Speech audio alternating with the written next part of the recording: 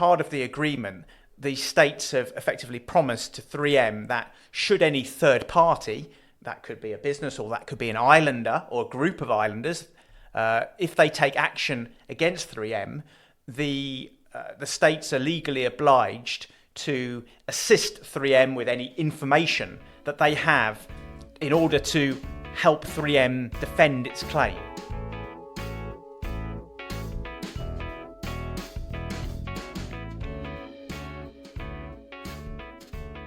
That was Julian Morell, and this is the Bailiwick Podcast with me, James Filial.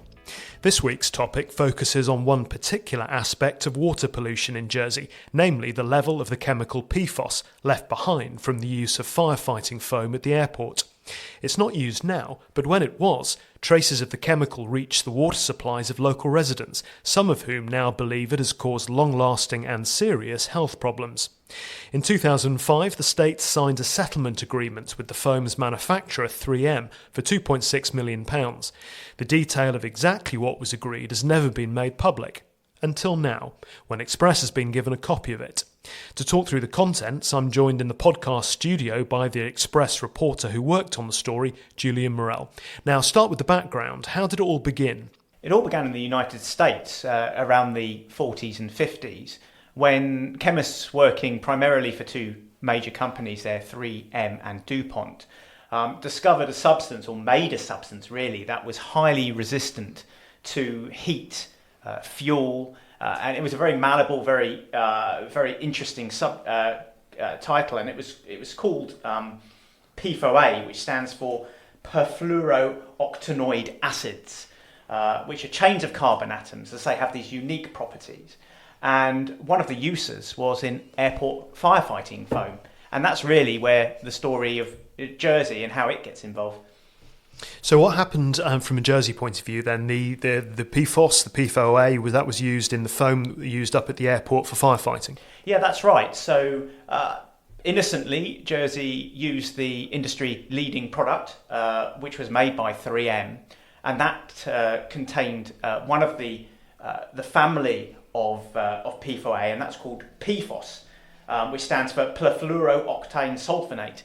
And as I talked about, the properties of this substance, you can see, would have been perfect for firefighting foam. It suppressed heat, it suppressed oil, it was perfect for putting out fires in planes.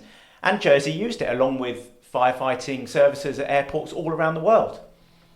So problems became evident with this, and the substance was then stopped being used. The airport stopped putting it into the firefighting foam. That's right. It all started in the early 90s, really. The firefighting service at the airport had been using it for a number of years. It intensified when they opened up a specialist fire training rig up there, which became operational in 91. And a couple of years later, a well of a private property close to the airport, was discovered to be foaming and looked brown. It looked horrible. And so the water was tested, and it was found to be deeply contaminated.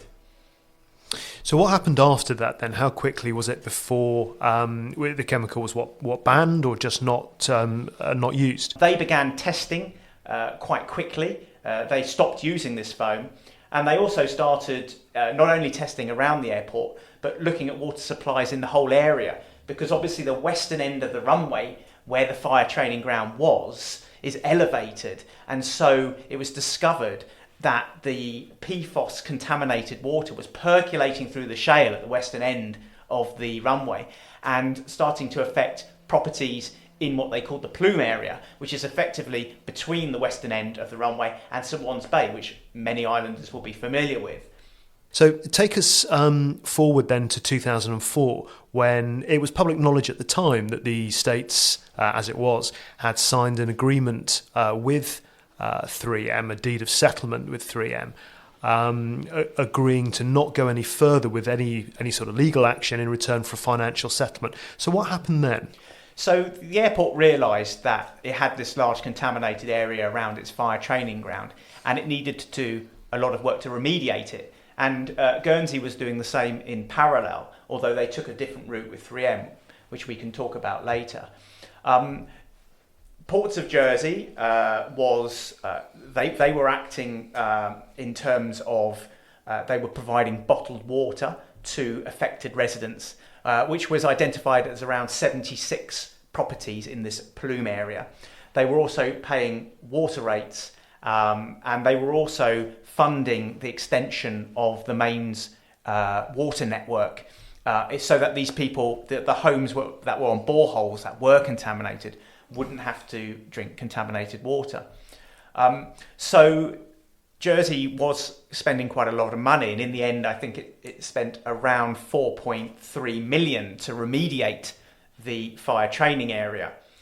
They decided to go down by about 2 meters, clear out the earth, and they also dug a drainage ditch or drainage pipe all the way from the fire training area to Balazan, the treatment works there, in order to treat the water. However, this was expensive, and they approached 3M. There was initially a threat by the government to 3M, or at least a strong assertion that they would take legal action over the PFOS and its negative effects. However, it decided after discussions with 3M that a deed of settlement, an agreement between the two, was the best option. And that was agreed by the states in a debate early in 2005. Part of the deal was that it was to remain confidential, and for years it remained that. But this week, Brett Express has seen sight of it and have been able to reveal some of the details. We knew that the deed of settlement was worth 2.6 million, which funded some of the remediation at the airport training ground, but we didn't know really what the detail was. So what are the new elements which have been come out now that detail has been published? Well, there are a number of points. The main one, I suppose, to come out of it is that the part of the agreement, the states have effectively promised to 3M that should any third party, that could be a business or that could be an islander or a group of islanders, if they take action against 3M, the states are legally obliged to assist 3M with any information that they have in order to help 3M defend its claim or defend the action. So that means effectively the information has to be passed onto 3M. Does that make it less likely that someone would then be able to take legal action? Well, it's up to the person, but I guess you are facing more of an uphill struggle if not only are you taking on the might of 3M, but you also have your own government providing 3M with information to defend their claim, defend their case. Okay, what else was in it? Well, you had various other elements as well. One of them is that the government the 3M will assist if anyone takes an action against the states of Jersey. They will provide lots of information, but that's at the cost of the states of Jersey. 3M don't pay for that. And effectively, this deed of settlement means that the states of Jersey, as of itself, it can't take legal action against 3M. That road is now closed. That's right. As part of the deed of settlement, the states have effectively agreed legally that it will never take a claim against 3M against the use of the PFOS, which was in the firefighting foam at the airport. So how have the residents of the plume area reacted to news of the settlement? Well, one resident in particular who is really dedicated a lot of time and effort into arguing the case for more work, more study in order to highlight the effects of PFOS in the blood is Sarah Simon, who lives below the runway in St. Peter, and she is firmly of the view that PFOS, PFOA, the family of chemicals, is detrimental to human health. Not only that, she says that herself, her family and others around her have been impacted by this with elevated levels of conditions that are associated with poisoning by this group of chemicals. And what's the government's stance on that? Do they accept that that problem does exist, or do they think it's not quite as clear-cut as that? It's a little confusing, if I'm honest, because you have two strands. You have the environmental strand and the presence of this group of chemicals in the water, which is there. That is scientifically proven. This is in water supplies, albeit Jersey Water and others argue at very low levels. And then you have the health element. So on the environmental side, the government have set up what they call a technical officer group to look into the extent of PFAS pollution in the island. Forgive all the shortening of the words, but that's how it is. They've given a second report which they published in November on this. And then you have the health side, and the health side is clearer in the sense that the government say that there is no proven link between PFAS exposure, health effects. You mentioned that Guernsey took a different approach with 3M. What was their approach? Well, their approach was a little bit more, shall we say, belligerent, and they took 3M to court. Jersey, as we know, decided to agree a deed of settlement worth 2.6 million. The states of Guernsey took 3M to court and lost. And under the terms of the settlement, which they eventually agreed with 3M facing this High Court loss, the states agreed to pay £1.4 million towards 3M's legal costs in defending the claim, and as well as having to fund, obviously, the island's own legal costs, which came to around 6.6 million. This was settled in 2016 after a 3-year court battle, and at the time the Guernsey expressed its deep disappointment that its legal action had failed. So from that one perspective, you might argue that the states of Jersey in 2005 were wise to sign the deed of settlement compared to what happened if they went down a different route. But was that universally supported back in 2005, or were there voices at the time who said, this isn't the road we should be going down?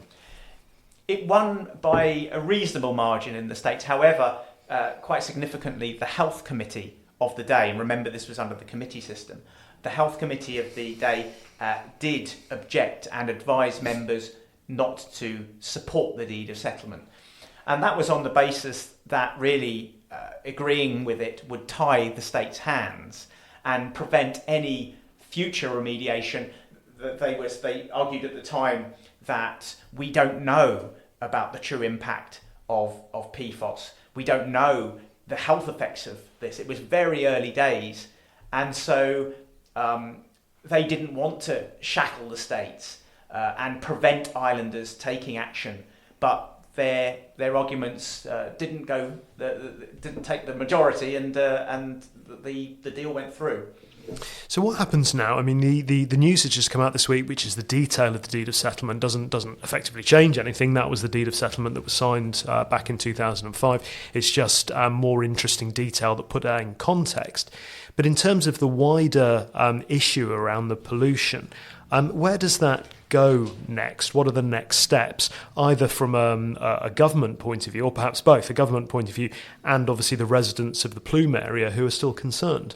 Well, I think it goes wider than that. I think we can look internationally, because there is more and more studies are being done internationally looking at the impact of PFAS on water supplies, and this is a global phenomenon really. And agencies around the world that regulate water in Europe, in the UK as well, and also in America, are changing the safe limits as more study and more information comes into the public domain. One of the factors that inspired Sarah Seymour really to act was a 2017 film called Dark Waters, which portrayed the efforts of an American lawyer called Rob Billett, who took a class action against DuPont, one of the PFAS manufacturers. And he effectively won a class action for 70,000 people living around the Ohio Valley in America. And that involved a scientific study which concluded that it used thousands of residents. They came forward and gave their blood for testing. And one of the conclusions of this, that there was a probable link between PFAS and adverse health conditions in that population, which manifested itself in cancer of the kidneys and testicular cancer, and all sorts of problems with expectant mothers, birth defects in children, as well as problems with the thyroid, liver, and other glands in the body. So there's the international element. So as more and more evidence becomes available, that studies are completed, then that might tip the balance in favour of those who do say that there are health problems. Locally, Sarah Seymour, Miss Seymour, continues to campaign for a independent public inquiry to look at this whole issue. She also wants the government to test the blood, to have an official blood testing programme in order to assess if there are any elevated levels of PFAS in individuals. She's actually gone on the front foot and tested her blood as well as others around her and sent them off to a testing laboratory in Germany. And according to Miss Simmer and the results that she's had back, there are residents living in that area and around the west of the island and other parts of the island that do have high levels of PFAS in their blood.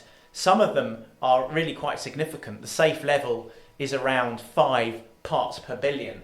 She has had samples back from individuals who have close to 300 parts per billion of PFOS in their blood, which obviously raises concern. Now, what Miss Simmer wants to happen is that the government conduct their own testing, really to make that sort of study official. So we'll wait and see what happens with her campaign, with her testing, and we see where we go next. What about the government's response to that? Are the government going forward on this at all, or are they effectively waiting and see what happens? Well, as I say, the government's position is really twofold, going down the environmental line and the health line. With regards to the environmental line, they say that work is currently underway as to whether identified PFAS levels can be remediated, particularly around St Juan's Bay and the Pont Marquet area of St Brelard. Now, this is really important because those two areas they have a lot of water in the ground, which Jersey Water traditionally access from boreholes and pump into the island's reservoirs for drinking water, obviously once it's been treated. And Jersey Water can't access these areas because of high levels of PFAS contamination, which everyone agrees with. Jersey Water are saying these areas need to be cleaned up so we can access these waters. And obviously water security and the future of water supplies with a rising population is a really important issue. And they've already talked about possibly increasing the dam height of Val de la Mar in order to increase water supplies in Jersey. Express reporter Julian Morel talking about the detail in a settlement agreement between the states of Jersey and the producers of a firefighting foam 3M, which left chemical residue in local water supplies. And that was the Bailiwick Podcast. The music you can hear is Shift My Weight by Luno. You can find more on PFOS and all the Express stories at our website bailiwickexpress.com, on our social channels and internet radio stations. Thanks for listening. More next week.